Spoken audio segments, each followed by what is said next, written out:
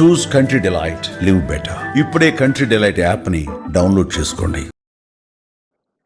మిత్రులారా, ఆ లెక్కన ప్రాతిపదికన క్యాబినెట్లో తీర్మానం చేయడమే కాదు, శాసనసభలో చర్చ పెట్టి విద్యా ఉద్యోగ అవకాశాలలో 42% రిజర్వేషన్లు ఒక బిల్లు, స్థానిక సంస్థల్లో 42% ఇంకొక బిల్లు ఆమోదింపజేసి గవర్నర్ గారికి పంపిస్తే గవర్నర్ గారు అవి రాష్ట్రపతి గారికి పంపించారు రాష్ట్రపతి ఆమోదం కోసం. 5 నెలలుగా వస్తుంది, అవి అక్కడనే ఉన్నాయి. 42% బలహీన వర్గాలకు రిజర్వేషన్లు అమలు చేయాలంటే ఎస్సీ ఎస్టీ ఇవన్నీ కలిపితే దాదాపుగా 70% వరకు రిజర్వేషన్లు పెరిగే అవకాశం ఉన్నది.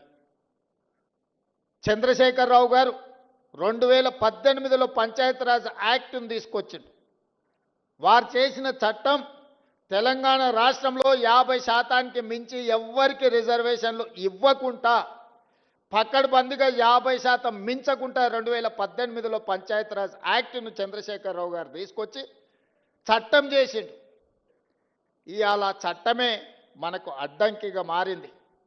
స్థానిక సంస్థల్లో కానీ ఈరోజు స్థానిక సంస్థల్లో రిజర్వేషన్లు ఇవ్వాలి అని అంటే, నోటిఫికేషన్ ఇవ్వాలి అంటే 2018లో ఆనాటి ప్రభుత్వం చేసిన పంచాయతీరాజ్ యాక్ట్ ఈరోజు అడ్డంకిగా మారింది. దాన్ని కూడా తక్షణమే కోర్టు ఆదేశాలు ఇచ్చింది, సెప్టెంబర్ 30 లోపల మీరు స్థానిక సంస్థల ఎన్నికలను నిర్వహించండి అని.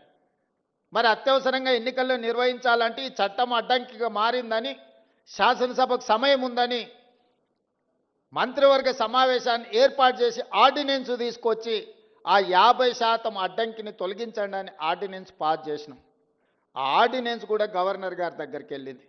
గవర్నర్ గారు అది కూడా ఆమోదించకుండా రాష్ట్రపతి గారికి పంపించారు. ఇవాళ విద్యా ఉద్యోగ అవకాశాలలో 42% రిజర్వేషన్, స్థానిక సంస్థల్లో 42% రిజర్వేషన్ బలహీన వర్గాలకు ఇచ్చే బిల్లులు రాష్ట్రపతి గారి దగ్గరనే ఉన్నాయి. చంద్రశేఖరరావు గారు తెచ్చిన చట్టం ఈరోజు 50% లోపలనే రిజర్వేషన్లు ఉండాలని ఏదైతే చేసిండో దాన్ని తొలగించడానికి చేసిన ఆర్డినెన్స్ కూడా ఈరోజు కేంద్ర ప్రభుత్వం దగ్గర, రాష్ట్రపతి గారి దగ్గర చిక్కుకున్నాయి. ఇవాళ మేము వాటి గురించి మాట్లాడి, వాటి గురించి చర్చించి, ఇక వీళ్ళు వినడం లేదు, వీళ్ళతోని కొట్లాడాల్సిందే అని ఢిల్లీ జంతర్ మంతర్ దగ్గర పెద్ద ఎత్తున ధర్నా చేసినాం. మొత్తం మంత్రివర్గము, పార్లమెంట్ సభ్యులు, శాసనమండలి సభ్యులు, శాసనసభ్యులు, సంఘాల నాయకులందరూ కూడా అక్కడికి వచ్చి వేలాది మంది రోజు మొత్తం ధర్నా చేస్తే, దేశంలో వివిధ రాష్ట్రాలకు సంబంధించిన 100 మంది పార్లమెంట్ సభ్యులు, ముఖ్యంగా తమిళనాడు నుంచి, మహారాష్ట్ర నుంచి, బీహార్ నుంచి, ఉత్తరప్రదేశ్ నుంచి వివిధ రాష్ట్రాలకు సంబంధించిన పార్లమెంట్ సభ్యులు అందరూ కూడా మేము అండగా నిలబడతాం, మీ న్యాయమైన కోరిక సాధించడానికి మేము సహకరిస్తామని వాళ్ళందరూ కూడా అక్కడికి వచ్చి మనకు మద్దతు పలకడం జరిగింది. అయినా బీఆర్ఎస్ వాళ్ళు అక్కడికి రాలేదు, బీజేపీ వాళ్ళు అక్కడికి రాలేదు. నేను ఒకటే అడుగుతున్నది, కాంగ్రెస్ ధర్నా కాదు, కాంగ్రెస్కు లాభం చేకూర్చేది కాదు. బలహీన వర్గాలకు సంబంధించి బహుజనుల కోసం రిజర్వేషన్లను పెంచుదామని దేశంలో ఉండే అన్ని పక్షాలు అక్కడికి వచ్చి మద్దతు ఇచ్చినాయి. మరి బీజేపీ, బీఆర్ఎస్ అక్కడికి రాలేదు, మద్దతు పలకలేదు అని అంటే మీరందరూ ఆలోచన చెయ్యండి అని చెప్పి మీకు విజ్ఞప్తి చేస్తున్నా. నేను ఆరోపణలు చేయదలుచుకోలే, నేను విమర్శించదలుచుకోలే, కానీ సమస్యను పరిష్కరించే శక్తి వాళ్ళ దగ్గరనే ఉంది. ఈరోజు అడ్డుపడుతున్నది కిషన్ రెడ్డి గారు, మోడీ గారు కాదా? ఈరోజు రాష్ట్రపతి దగ్గర చిక్కుకున్న విద్యా ఉద్యోగ అవకాశాలలో 42% రిజర్వేషన్, స్థానిక సంస్థల్లో ఇవ్వాల్సిన 42% రిజర్వేషన్, చంద్రశేఖరరావు గారు తెచ్చిన 50% పరిమితిలోనే రిజర్వేషన్లు ఉండాలని తెచ్చిన ఆర్డినెన్స్ తొలగాలి అని అంటే కిషన్ రెడ్డి, మోడీ గారు రాష్ట్రపతి గారికి చెప్పాలి. అడ్డంపడే మీరు తొండివాదన, మొండివాదన చేస్తున్నారు. ఇందులో మీరు బీసీ రిజర్వేషన్లలో ముస్లింలను కలిపినరని, చదువుకున్న వాళ్ళు, కేంద్ర మంత్రులుగా పనిచేస్తున్న వాళ్ళు, ఈ దేశంలో రాజ్యాంగంలోనే ప్రొవిజన్ లేదు, మత ప్రాతిపదికన రిజర్వేషన్లకు తావు లేదు. మత ప్రాతిపదికన ఏ రిజర్వేషన్ ఉన్నా 2 నిమిషాలలో సుప్రీంకోర్టు కొట్టేస్తుంది.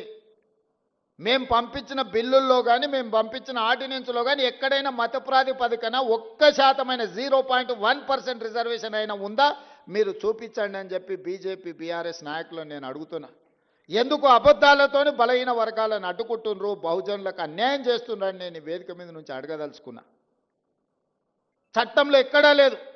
నిజంగానే ఒకవేళ ముస్లిం రిజర్వేషన్లను తీయాలన్న ఆలోచన మీకు ఉంటే, మీ సిద్ధాంతమే అదైతే, నాగ్పూర్లో ఆర్ఎస్ఎస్ కేంద్ర కార్యాలయం ఉంటుంది.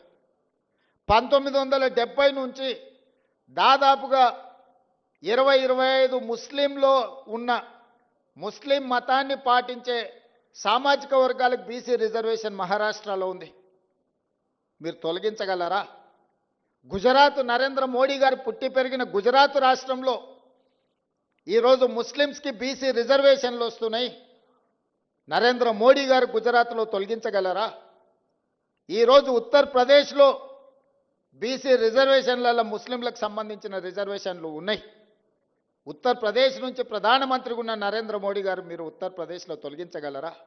సుమన్ టీవీలో మీ పర్సనల్ అండ్ బిజినెస్ ప్రమోషన్స్ కోసం కింది నెంబర్కి కాంటాక్ట్ చేయండి. డ్రగ్స్, గంజాయి లాంటి చెడు వ్యసనాలకు దూరంగా ఉండండి. తాత్కాలిక ఆనందం కోసం జీవితాలని నాశనం చేసుకోవద్దు. డ్రగ్స్ విక్రయాలు, దందాలు నిర్వహిస్తే 1800-599-6969 టోల్ ఫ్రీ నంబర్ కి కాల్ చేయండి. డ్రగ్స్, గంజాయిని నిర్మూలిద్దాం, భవిష్యత్తును కాపాడదాం.